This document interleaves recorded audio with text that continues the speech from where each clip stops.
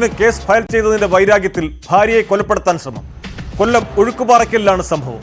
ഭർത്താവും ഭർത്താവിന്റെ അനുജനും ചേർന്നാണ് വീട്ടമ്മയെ തലക്കടിച്ച് കൊല്ലാൻ ശ്രമിച്ചത്. ഇവരുടെ പരാതിയിൽ 2 പ്രതികളെയും ചടയമംഗലം പോലീസ് അറസ്റ്റ് ചെയ്തു.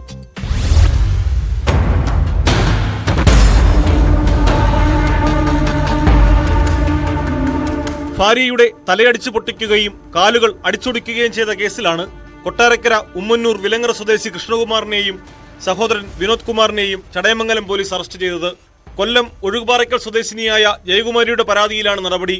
ഗുരുതരമായി പരിക്കേറ്റ ജയകുമാരി തിരുവനന്തപുരം മെഡിക്കൽ കോളേജ് ആശുപത്രിയിൽ ചികിത്സയിലാണ്.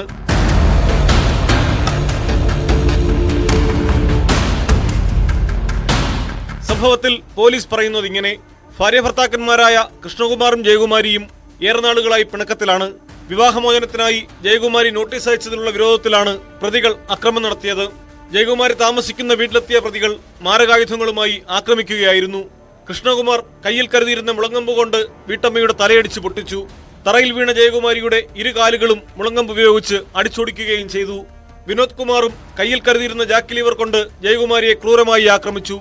ഓടിയെത്തിയ നാട്ടുകാരാണ് ഇവരെ ആശുപത്രിയിൽ പ്രവേശിപ്പിച്ചത്. കോടതിയിൽ ഹാജരാക്കിയ പ്രതികളെ റിമാൻഡ് ചെയ്തു.